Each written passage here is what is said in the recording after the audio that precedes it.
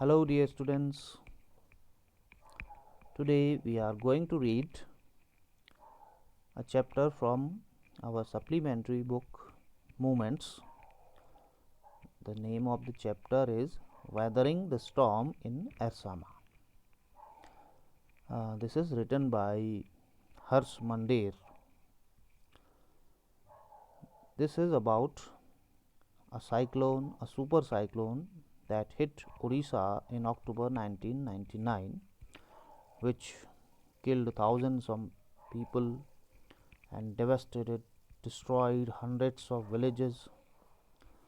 For 2 dreadful nights, Prashant, a young man, was marooned on the roof of a house, stayed alone on the roof of a house.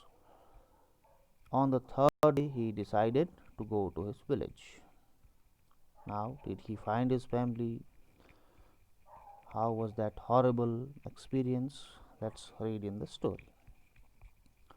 On 27 October 1999, 7 years after his mother's death, Prashant had gone to the block headquarters of Arsama, a small town in coastal Orissa. So, main character Prashant, 7 years ago, his mother had already died. Now, today on 27 October 1999, he had gone to nearby town Arsama. It was some 18 kilometers from his village. There he went to spend the day with a friend. In the evening, a dark and menacing, terrible storm quickly gathered. Winds beat against the houses with a speed and fury that Prashant had never witnessed before. It was so speedy wind, it was so devastating that Prashant had never seen that before. Heavy and incessant rain filled the darkness. After that, there was continuous heavy rain. Ancient trees were uprooted and crashed to the earth. Even very old trees uprooted. Screams rent the air as people and houses were swiftly washed away. People with the houses all washed away. So there were all screams all around. The angry waters swelled into his friend's house neck deep. He was in his friend's house. The water even came there like a whirlpool, and it was deep neck. The building was of brick and mortar and was strong enough to survive the devastation of the wind's velocity of 350 km per hour. Fortunately, his friend's house was strong enough. It was made of mortar, means the concrete, so it could stand against that strong winds with the speed of 350 kilometers. But the cold terror of the family grew with the crashing of trees that had got uprooted and fallen on their houses. Though the house was safe, but the nearby trees were getting uprooted and falling on the house, sometime in the middle of the night, damaging its roof and walls. The crazed destruction wrought by the cyclone and the surge of the ocean continued for next 36 hours. The destruction done by the cyclone, it remained for next 36 hours. Although wind speeds had reduced somewhat by the next morning, the wind speed came down. To escape the waters rising in the house, Prashant and his friend's family, had taken refuge on the roof. They all climbed up on the roof. Prashant will never forget that shock he experienced at his first glimpse of the devastation wrought by the super cyclone. When he saw how much destruction it had done, he was in such a shock that he could never forget it. In the grey light of early morning, what he saw, a raging, deadly brown sheet of water covered everything as far as the eyes could see. Only fractured cement houses, broken houses still stood in the few places. Bloated animal carcasses, bloated, swollen up animal carcasses and human corpse, dead bodies of animals and human floated in every direction. All round, even huge old trees had fallen. 2 coconut trees had fallen on the roof of their house. This was a blessing in disguise. It was a boon in form of a curse. Those 2 coconut trees which had fallen, because the tender coconuts from the trees kept the trapped family from starving in the several days that followed. Because it was only those coconuts, using them they kept themselves alive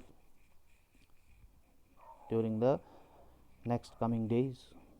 For the next 2 days, Prashant sat huddled with his friend's family in the open on the rooftop. They froze in the cold and incessant rain, continuous rain. The rainwater washed away Prashant's tears. Slowly, Prashant was in tears, but those tears were washed by the rain. The only thought that flashed through his mind, only thought which was coming in his mind, that whether his family had survived this fury of this super cyclone, this anger, this destruction of cyclone, whether was his family was safe or not. Was he to be bereaved once again? Was he to be separated from his family once again, like he was bereaved, separated from his mother earlier, 7 years ago? 2 days later, which seemed to Prashant like 2 years, the rain ceased and the rain waters slowly began to recede, come down. Prashant was determined to seek out his family without further delay. He decided to go and find his family.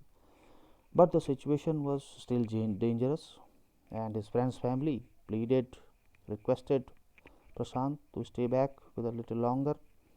But Prashant knew he had to go. He had decided.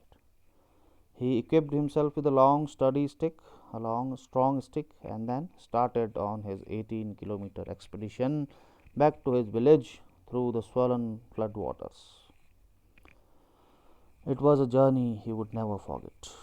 He constantly had to use his stick to find the road, to determine whether the water was most shallow, not deep.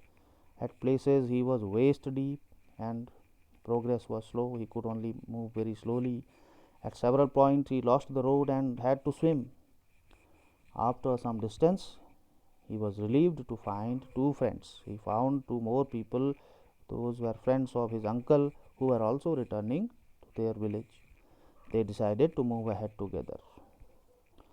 As they waded through the water, they moved forward to the water. The scenes they witnessed grew more and more macabre, more horrible.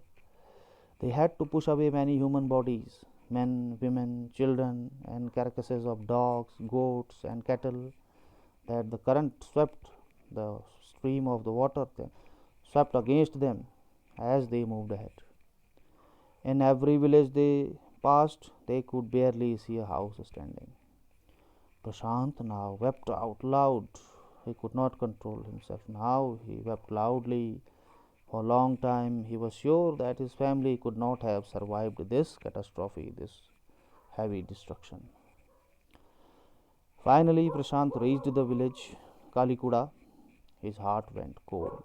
Where their home once stood, there were only remains, remnants of its roof, some remaining part only. Some of their belongings, some of their things, luggage, were caught, mangled, and twisted, trapped in the branches of trees just visible above the dark waters. Young Prashant decided to go to the Red Cross shelter to look for his family. The Red Cross Society has made shelter to help the people, so he decided to go to their camp to find his family. And there, among the first people he saw in the crowd was his maternal grandmother, his Nani. Weak with hunger, she rushed to him. She quickly came to him, her hands outstretched, her eyes brimming, filled with tears. It was a miracle. They had long given him up for dead. Means family or other people had given up. They thought that Prashant might not have been living now. Quickly word spread, and this information spread. Prashant had come back, and his extended family, big family, gathered around him and hugged him tight in relief. Prashant anxiously scanned the motley. The battered group means different people. Different people were there, so he anxiously observed everybody, his brother and sister, his uncles and aunts. They all seemed to be there. Okay, there is some more we will be completing in the next video. This is enough for now. Okay, bye bye. Thank you.